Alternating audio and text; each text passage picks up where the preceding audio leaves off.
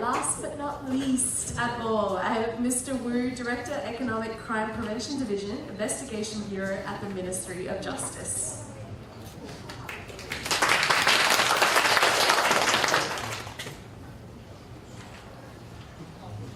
Thank you for the introduction. My name is Wu Rong Cui, the Director of the Economic Crime Prevention Division, MGID. It's my honor to be in this session. The title of my presentation is Law Enforcement Agencies' Practice of Whistleblowing in Private Sector. There are 5 parts in my presentation today. I shall start with a well-known food manufacturer in Taiwan. The company product shrimp snacks have been quite popular with many consumers since childhood, myself included. It was reported by the company's worker that the company was using expired raw ingredients. Thus, 2,371 kilos of expired raw ingredients and the problematic products were seized on site. Here in this government kingdom, due to the shocking case in 2011, in which certain companies were found to add pesticides to beverages, such as and the subsequent food safety incidents, such as toxic starch in food and gut oil, whistleblower provisions were added to the Act governing food safety and sanitation in 2014. The provisions contain 3 key items: increasing report rewards, protection of whistleblower personal information, and the protection of whistleblowing employees' right to work. As you may see in this table, there are cases investigated by our law enforcement agencies in the preceding year after the whistleblower provision were added to the Act governing food safety and sanitation. Obviously, whistleblowers have become the spearheads of food safety campaign. They not only deter dishonest businesses, but also give consumers more confidence in their daily food and drink. According to the statistic from Association of Certified Fraud Examiners, workplace corruption around the world can be generally divided into 3 types: embezzlement, bribery, and the financial statement fraud. Most of the cases are either embezzlement or bribery, as these cases involving corruption in offshore territories, or they are hidden deep within the company. It's hard for outsiders to discern the corruption. More often, we rely on the insider to provide detailed information. Let's take a look at the United Nations Convention Against Corruption, Article 21, 32, and 33. Also highlight the importance of enforcing whistleblower protection measures in the bribery cases of the private sector. In response, we have begun to research and formulate legal measures to protect whistleblowers in the private sector. It will be either to add protective provision to the special law regarding economics, finance, and business, or to formulate a specific law, such as Act on the Protection of Public Interest Whistleblowers. Take the draft copy of Whistleblower Protection Act for the public sector as a reference. the legal protection for the whistleblower in the private sector will be mainly in three aspects: personal safety, identity confidentiality, and job position. This will protect the whistleblowers who expose the wrongdoings of business. Before the law are formulated or amended, we adopt the following three ways to encourage whistleblowing in the private sector. First, we reach out to companies, exchange relevant experiences, and arouse their attention to the importance of whistleblowers. Second, in addition to investigating crimes and working with local community, our field agencies are responsible for actively detecting and identifying business corruption clues. Third, to protect the identity of whistleblowers, reports and statements are formulated by using aliases. Let me elaborate on the first measure to show our commitment to work with business in fighting corruption. We reach out companies and exchange experience with a total of 8,440 corporate entities, TSMC included. We have a very close relationship with TSMC. In particular, we stress the importance of creating a streamlined internal reporting system. We also encourage the employee to take on the role of whistleblower when necessary. A streamlined reporting channel that offers adequate protection should include following 4 features: avoiding the use of blackmail, providing detailed facilitate investigation, maintaining the confidentiality of whistleblowers' identity, and allocating rewards consistent with the principle of proportionality. Moreover, our field offices agents rely heavily on time with local community and advisory service. Advice seekers are sometimes company insider. They might provide information or clues relevant to their company's role. Upon receiving such information, the agent will write an information report, and the report will be reviewed before initiating investigation. The whistleblower identity will not be disclosed directly in the case file. To enhance the reliability of reported case for court and the prosecutor, whistleblowers can record statements in aliases. Our agent will record statements in real names and then make a table of alias and their matching real names. The relevant information will be placed in a sealed envelope. During the case review, anyone who breaks the seal will be required to sign on the envelopes and reseal it after use. This ensures the protection of whistleblowers' identity. In addition, statements in aliases will be taken as evidence for initiating investigation. The point of making statements in aliases is to use aliases or codes instead of real names and fingerprints. Instead of signature, statements should be recorded in ways so as to avoid exposing whistleblower identity.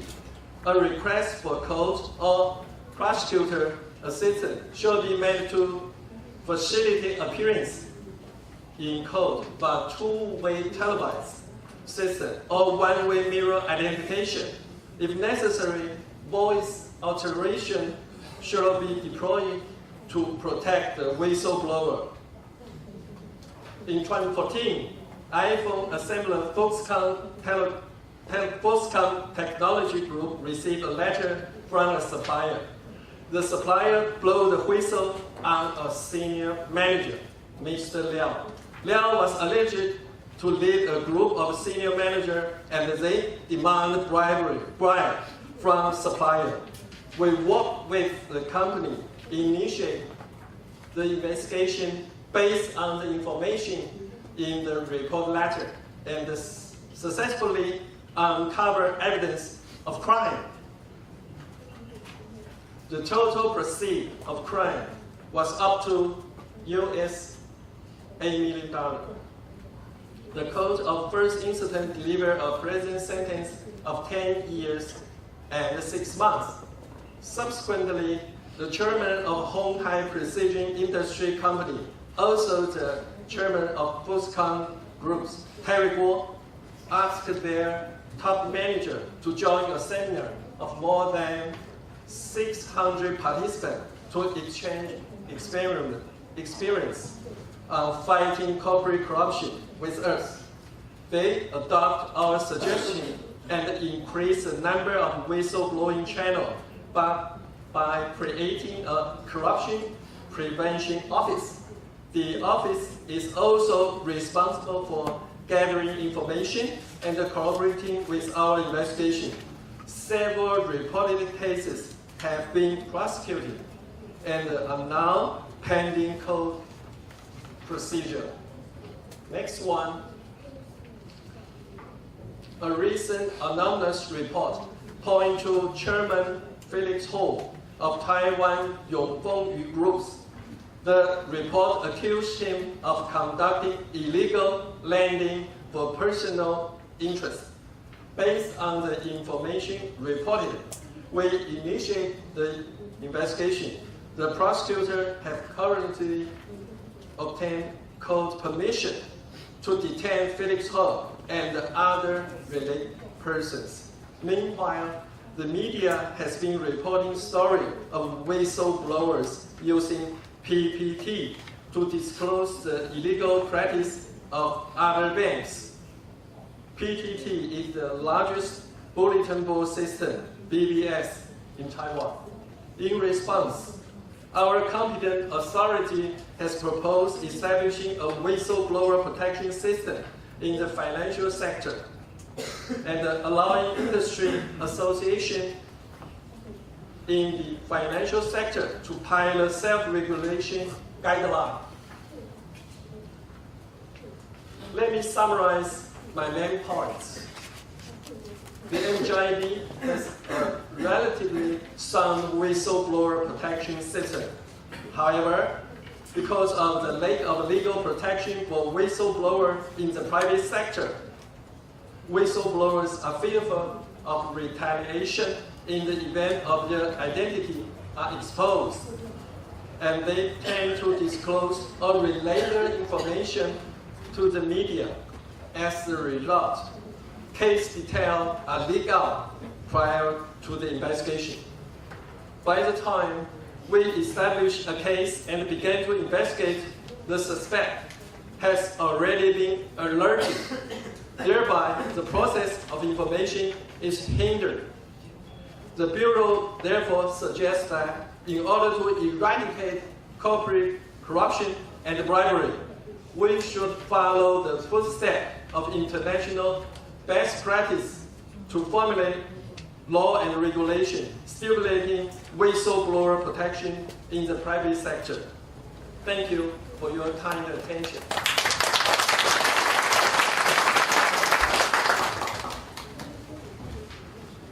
Thank you very much, Mr. Wu.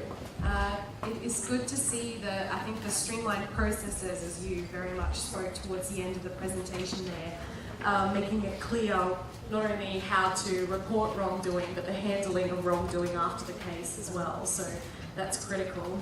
I'd like to personally thank all of the panelists today for, I think, really covering a wide range of topics in terms of whistleblowing in the private sector. So we had, obviously it was nice to see more research as well, in the scales of corruption across the ASEAN network, the types of whistleblowers and whether they're involved or not and how do we protect them. the scandals that might, create positive change, and it's really good to see that it has resulted in positive change. Training and awareness so that whistleblowers can come forward and know what's in place for them, and then finally the streamlined processes that are there. So I think we have plenty of time for some questions. I'd like to open it up to the floor if there are any questions for our panelists. Yeah.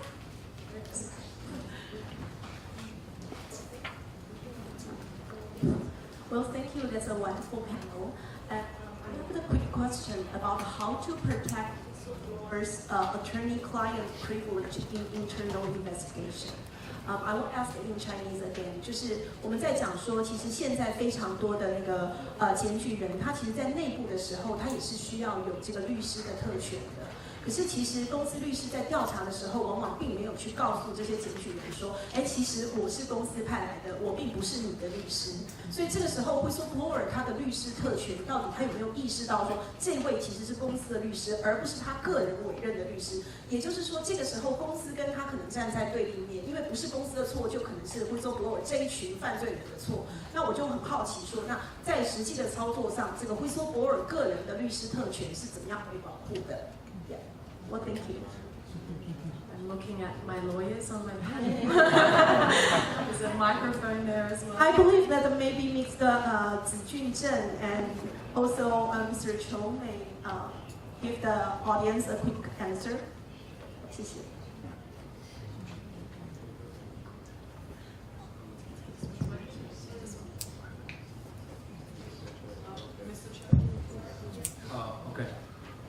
In Siemens, usually before we call it fact-finding. We don't use the word investigation because we see that fact-finding will be a more neutral wording to release our affected employees' concern. Because whenever we refer investigation, he or she may say, "My God, if I did something wrong, if we replace the word fact-finding, much better." And come back to Professor Lim's question that usually we'll allow our employees to hire their own lawyer during the fact-finding. They have the right. However, the importance, we'll tell them that if it's not necessary, it's just a fact-finding. So it's not a court. It's not in the court. We don't want to argue anything. We just want to know the fact. So speak out of fact. There's no point to hire a lawyer. However, if you insist that you need a lawyer to represent you on behalf of the company, it's welcome. And to a certain extent, if we see that it's a material case, the expense of the lawyer, which the company will cover as well. And I will share one case. Two years ago, we received a court document saying that one of our employees was eardropped by the court for 3 years. And it's very astonishing to me because the subject of the allegation saying that anti-corruption. So I accompany our employee to the bureau for investigation, but I told my employee saying that I would suggest you bring me in to the investigation so I can know the fact. However, I will remind you that I'm not your side. I'm on the company side. I'm not your side. The reason I want you to bring me in is that I want to know the fact. But you can reject. Okay, that's the practice. To sum up, Siemens will allow the lawyer to represent. Okay, let me just add on to what Mr. Chiu just said. I think this is really an advanced question. I think it's maybe a better forum would be in law school because as of today, I believe this is still a very controversial issue when people talk about whistleblower rights.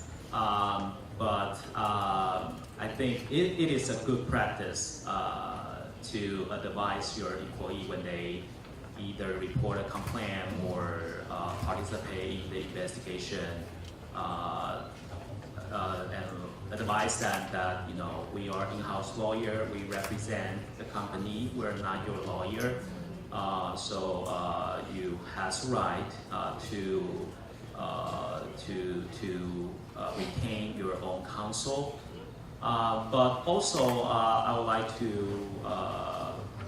bring to your attention that different jurisdiction may offer different attorney-client privilege to a client.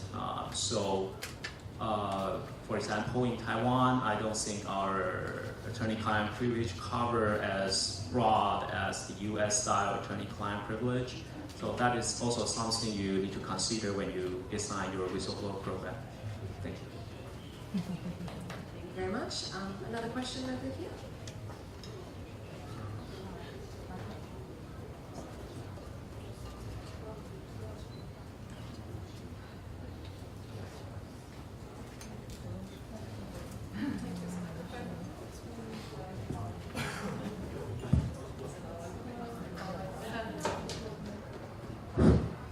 My question is about the reality in ACL society, because right now the majority of ACL companies are still family-owned companies. So my question is, for Philips, Siemens and TSMC, I think it's very Western-style companies. But my question, if the chairman is the family member, they control the board and also the management team, how can the internal control and the compliance system still effective to the chairman?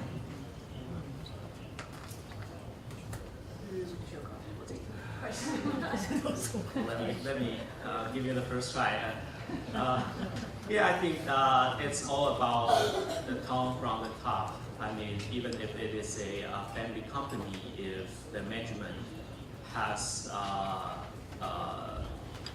the commitment to integrity and to protect their employee, they want to know what's going on, what could be wrong in their company, then they still can send a strong message to their employees. So I don't think this really would make it, theoretically will make a difference, but I recognize that in practice,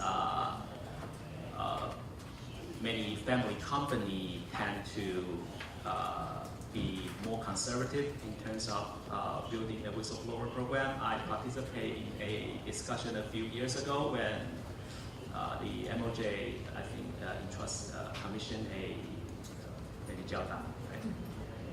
they held a small public hearing. I joined the panel. I did hear a lot of concern from the middle and small size businesses, and they are concerned about what the whistleblower program, when it is mandated by law, would affect their way to do business. So yeah, I think your question makes a lot of sense, but I also think tone from the top is again the fundamental of any compliance programs. Thank you. I think there also is slowly a culture shift in terms of that. So we, not to the same extent do I think is comparable in ASEAN and Australia, but we find particularly with smaller, particularly the not-for-profits, which I know I spoke briefly about in the first presentation, that they tend to be run like either family-owned businesses or run by one person, and when corruption comes out of that, it's sort of a, well, surprise, surprise scenario. But there's a shift and a disdain in that now, so it's almost like if you don't have enough of a diverse board or not enough diverse members on there, immediately that already brings questions even before a scandal has broken out. So hopefully that'll kind of, maybe that will translate eventually in terms of more companies trying to realise that from the outset it just doesn't look very good. I just want to add on to what actually in Taurus, we found that most of the companies in Southeast Asia are either family-owned or government-owned. And we found that actually government-linked companies has got better disclosures and transparencies. That comes out very clearly. The second part is the family-owned companies. They are quite interested in the legacy they leave behind. And because of the legacy they leave behind, now they are more interested in also on the ethics of it because it's a reputation and the legacy. we have time for one more question, or do we have like one more question from the audience? Or, yeah, sure. Our question is, correct me if I heard this wrong, but in the morning session, opening session, the director Wang mentioned that the Taiwan government is in the process of establishing the whistleblower protection system. If that's correct, Mr. Wu mentioned that in the conclusion section that MJID has a relative sound whistleblower protection system already established. Was wondering if you can elaborate on that. Can I use Mandarin? Yeah. Okay. Just seconds. Mr. Wu is going to use Mandarin, so you haven't put on your translation services. 我刚刚有提到，在调查局，在本 Are you ready? Okay.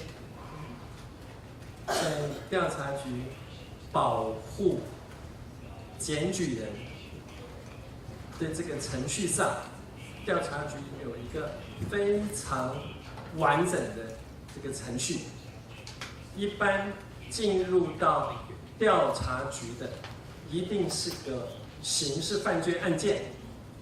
所以，当这个 whistleblower 从单纯的 whistleblower 变成了 Witness Protection Program 里面，那个是进入到我们法律的证人保护法。所以整体来讲，从调查局的案件 case open 到将案件移送到地检署，到法院判决，在我们的现有的刑事法律体系有一个完整的制度，但是这个进入到了证人保护法里面。我的回答这样子可以吗 ？Thank you for your attention.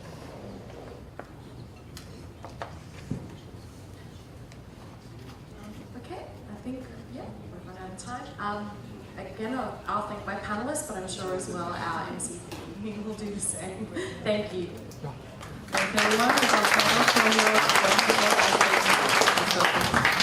Ladies and gentlemen, it is now 3:40, and we'll have a tea break until 4 o'clock. So we'll come back at 4 o'clock. And also, I'm informed that in the next sessions, the delegates from Chinese Taipei will be speaking out in Mandarin. So if you haven't got the headset, it's time for you to get the headset at the registration desk. Thank you very much.